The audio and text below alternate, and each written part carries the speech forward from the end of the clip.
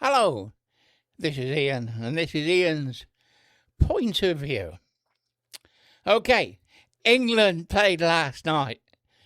Wow, I watched the cricket in the daytime, England versus New Zealand, and the test match is still going on.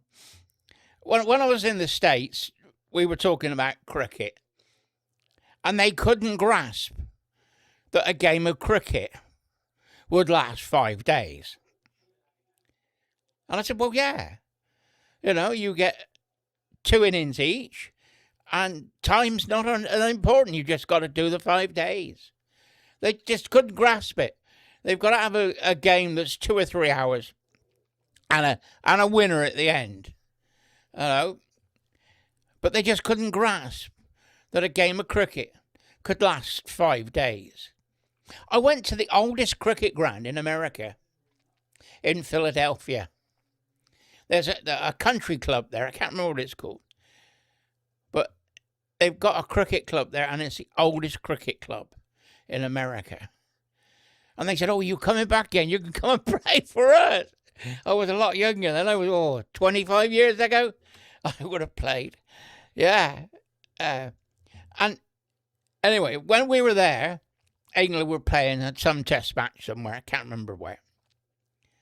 And I'm in the clubhouse, and they got cricket memorabilia all the way around. And the square is out the window, out the bar. You could see the square there. And it's like an English village club. But it's an American country club. And they got 2 golf courses and tennis courts and, Anyway. So I'm chatting, and on the telly, they got a baseball. And I said, aren't you watching the cricket? Anyway, that's another story for another day. There's more to tell about that.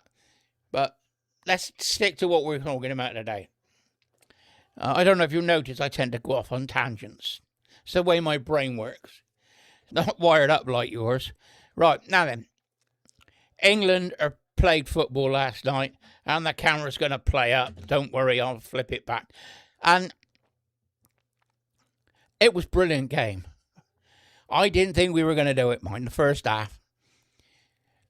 We learned later, so through the pundits, that this team had not played together.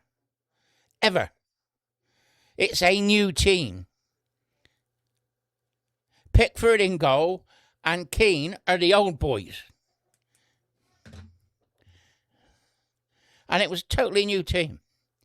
They were a bit tentative to start with, and I didn't think we were going to do it. We had a penalty, and Keane scored. Then we had a 40 minutes in. It was a penalty, a corner kick. Keane headed it in, beautiful. Headed straight down onto the line and underneath the keeper. Brilliant. So it was 2-1 because Croatia had already scored. Croatia scored another one. So it was 2-2. Then we came out. Sorry about this camera. It keeps playing me up. Then we came out for the second half. And they score another 2 goals. Bellingham and Rashford scored the goals. 4-2. Now, I got a pacemaker. And what it is, my heart has, at some stage, has been damaged, but they reckon I haven't had a heart attack. They reckon at some stage that the muscles in my heart have been damaged, but they don't know why. And occasionally, my heart rate would drop dangerously low. Now, heart rate 76 beats a minute. Mine was dropping to 40 or even 35. And I was passing out. So they fitted a pacemaker to stop my heart dropping below 70. So my heart will always be at 70. Well, last night, watching that football, I tell you what, my pacemaker wasn't working at all. God, wasn't it on the edge of your seat stuff? And It's like the second, they say a football game is in 2 hours. God, was it 2 hours? We were the underdogs in the first half because we were the new boys. Croatia was an old team. They'd played together for years. And it showed. Here we go again. Sorry about this. There we are. I'm back. But the second half, somebody must have had a word with them in the dressing room because they come out and they were firing on all cylinders. They played brilliantly. Don't know if this can last for the end of the tournament. But we hope. We hope. But it's one thing that can unite the nation. Sport is one thing that unites us. Believe it or not. Even if you support Scotland, which I do as well, because it's a home nation. The Scots had done themselves proud in Boston. They took over the park in Boston and had a procession with bagpipes. I think they filled every pub. One of the pubs in Boston on game night was absolutely packed and ran out of beer. And they were reporting that on NBC News. The Boston ran out of beer. And the Scottish and the Americans are getting on brilliantly. The British and the Americans are getting on absolutely fine. Absolutely brilliant. There was a news item of Brits in a Texas steakhouse, in a Texas barbecue. Hang on a minute. Let me get this working again. It's gone frozen. There we are. We're back. Let me zoom in a little bit. There we are. That's better. Oh, it's playing up today. One day it's great, and I don't get any problems. Then all of a sudden it just starts playing up. It flips the screen, and then it'll freeze. Don't know why. I'm not an IT man. I just use it. But what I do is I unplug it, turn the computer off, and then start the computer back on, plug it in, and lo and behold, it works. And that's all I know. When I was in the civil service and the computer didn't work, it was turn it off and turn it on again. And that normally did it. And this is what I'm doing now. 30 years later, putting it in and turning it back on again. And it's working. I'm not saying it's going to last for how long it's going to last, but it's working. So Scotland, no, what I was talking about the steakhouse, the Texas barbecue bar. And there's two Brits there. And they got their Texas barbecue. And they're trying to cut it with knife and forks. Well, we were in the States, we were in Arizona. And if you go to a steakhouse, you have a steak knife and you cut the steak up. But if you go to a barbecue, you eat with your fingers. And the bar manager comes over, says, put a fork down, put a knife down, use your fingers. And tells us how to eat the barbecue. Oh, brilliant. Brilliant. And there was I think it was one of the American channels, Fox News, I think it was, are filming the Americans in the football stadium. There's a game on. I don't know what game it was, but there was a game on, and they're talking to the American fans about the visiting teams and who they're supporting and everything else. Anyway, before the game starts, they have a fly past the B-2s, the big bombers. They fly over the stadium. And this lady's face, and there's a countdown on the screen. Watch her face. 3, 2, 1. Plane comes over and she goes, absolutely brilliant to watch. And the Scottish fans sung Flower of Scotland at the start of the game. That must have been absolutely amazing in the stadium, to have the whole stadium singing the Scottish national anthem. It's the same at the English games, mind. You know, we all sing the national anthem, God Save the King. I went to Wales, 1967.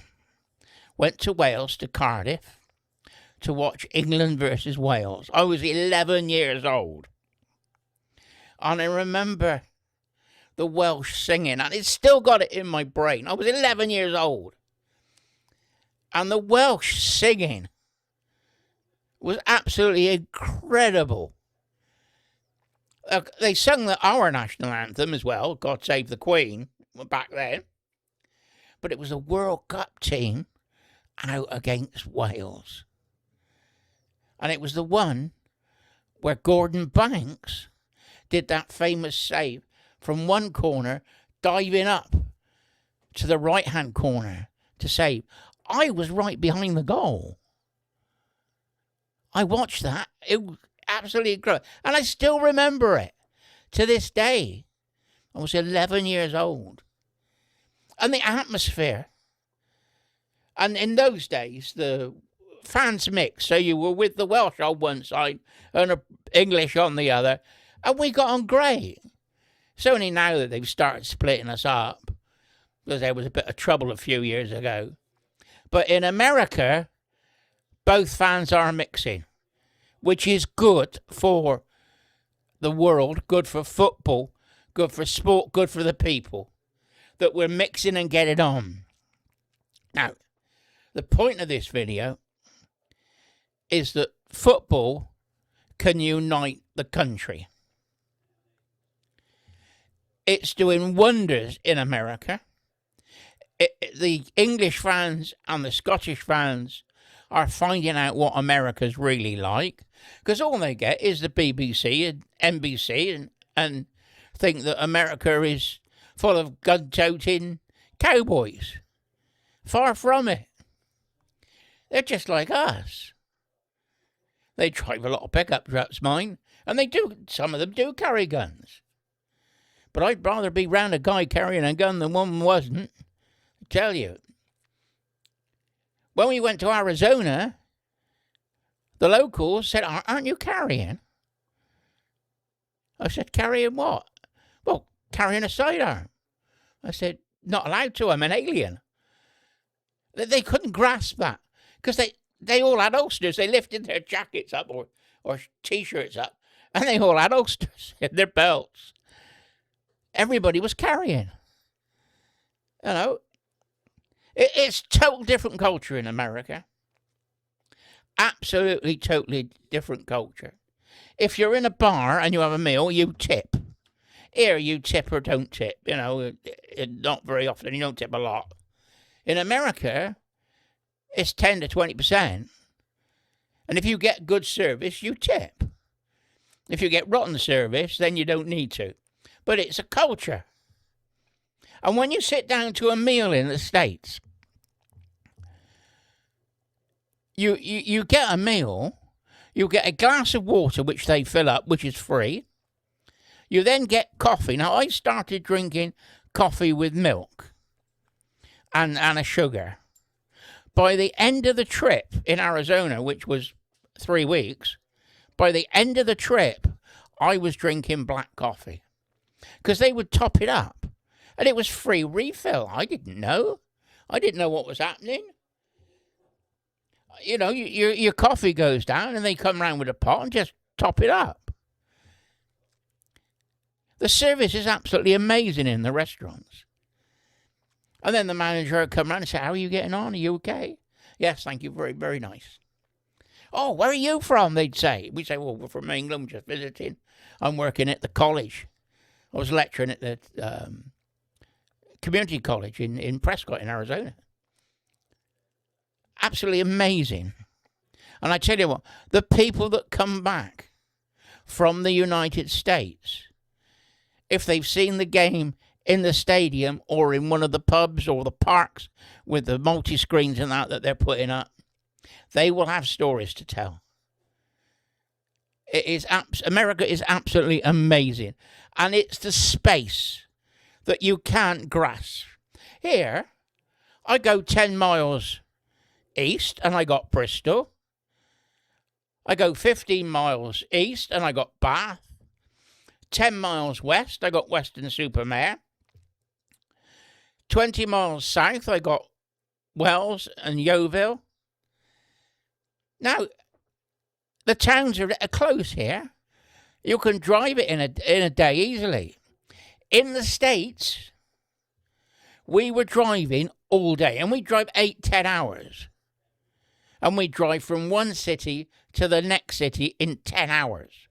That's like driving from Bristol to the other side of Glasgow. And there's nothing. It's just desert. In the States, we left.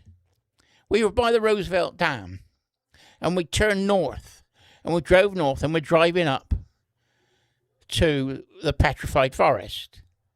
Painted desert and petrified forest. And they got tree trunks that have, the minerals have gone into the tree, and it's a petrified forest on the ground. And we drove for 8 hours through Ponderosa Pines, all the way up through Arizona. 8 hours through a pine forest on both sides. And there was still snow on the ground in the beginning of May. Unbelievable. Up in the mountains. America is so vast, it's unbelievable.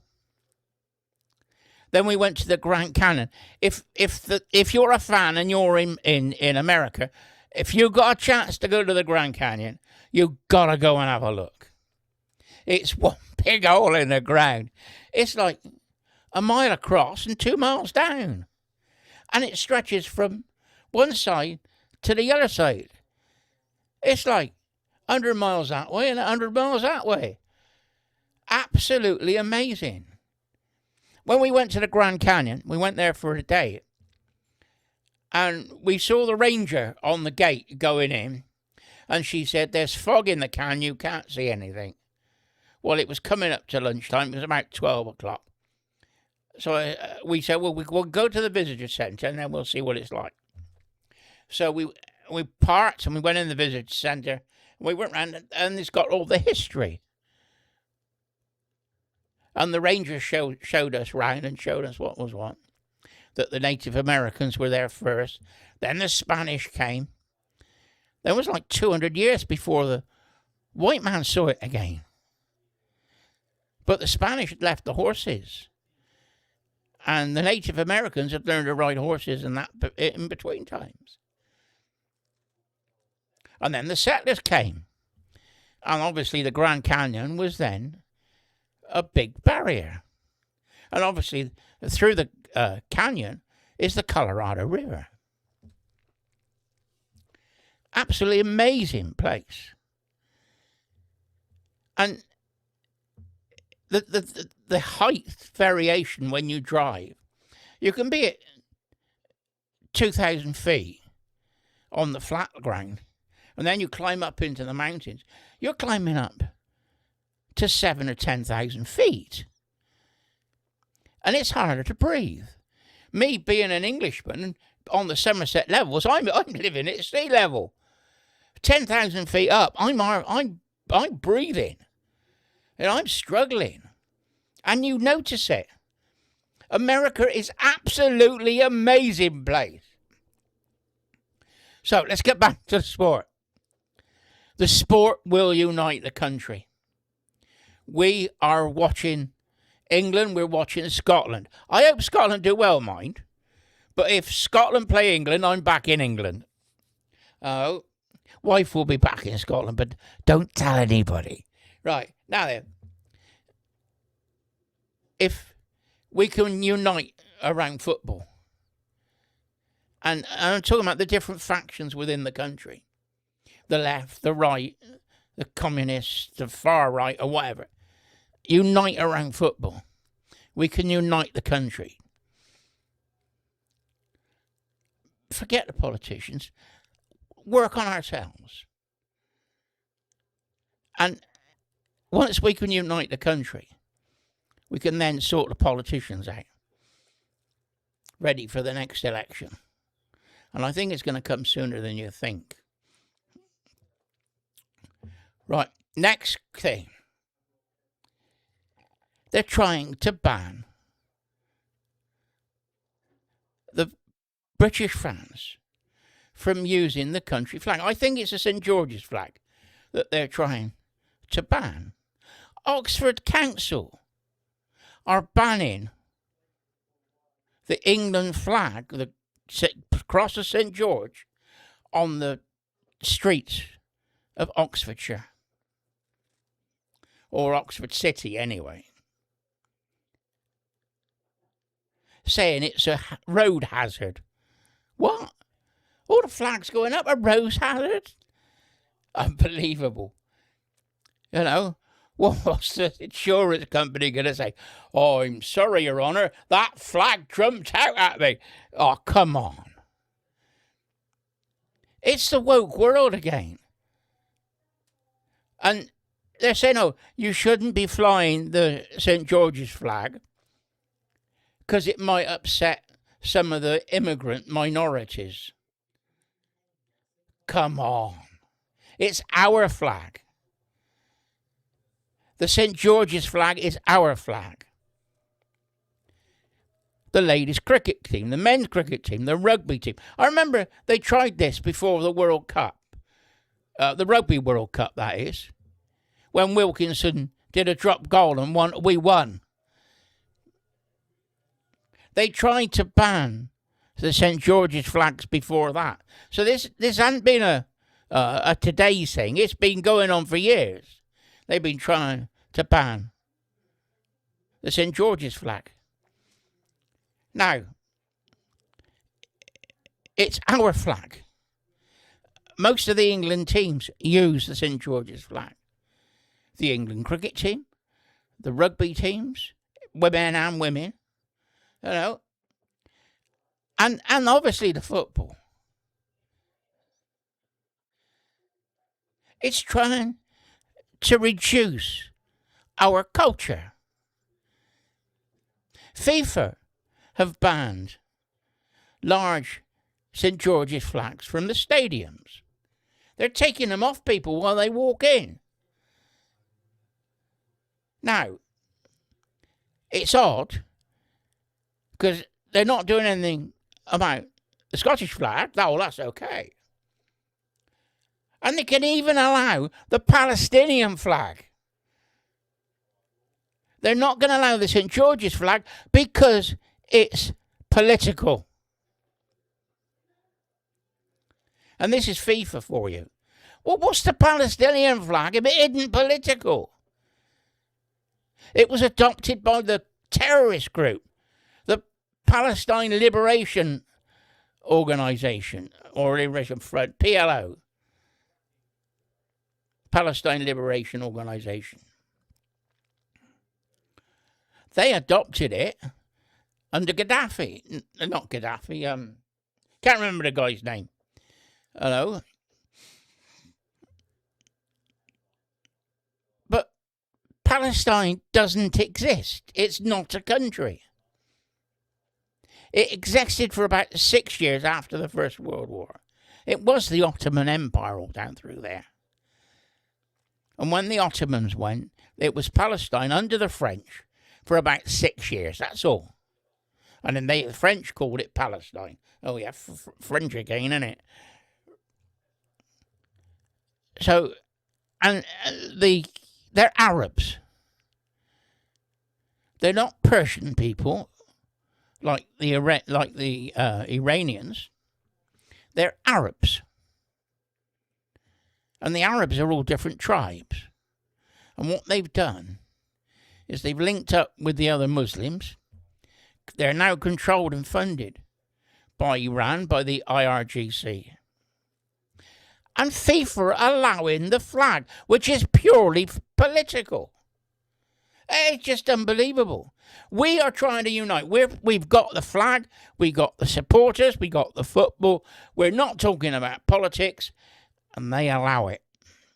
That's what's wrong. by-election today, and I'm not going to say a thing about it, but as soon as we know a result, I've got things I got to say. Hello? Is Burnham going to win? Is Reform going to win? It's a two-horse race, we think, according to the polls. Is the Restore vote going to stop Reform winning against Burnham? That's the state of play at the moment. We don't know. We will have to wait and see what happens tonight. Don't know when it'll be called. Might be midnight, might be 1 o'clock in the morning. So, anyway, I hope you enjoyed the sport. We got the cricket on in a moment. I'm going back to the test match. I think I got a cup of tea on the go now. So, yeah, it's good for sport if you're a sports fan. England play Tuesday, if you want to know. Book the time. Some of the games might be a bit late, so might have to set the record button so you can watch it the next night. But trouble is, you'll know what the result is, won't you? Oh, I remember I had an old VHS recorder. I didn't remember watching something or recording something while we were away. And I was going to come back home and watch it. And of course, everybody was telling us that we'd won. And I was thinking, no, don't tell me. I'm going to watch the game. I'm going to watch the game. You know? Oh. Then you watch the game knowing you're going to win. You haven't got the excitement, have you? You haven't got that, are we going to do it? It just goes out the window because you know you're going to win. So you just sit back and let it happen. Anyway, it's Ian. I think I've talked for long enough. Bye-bye for now.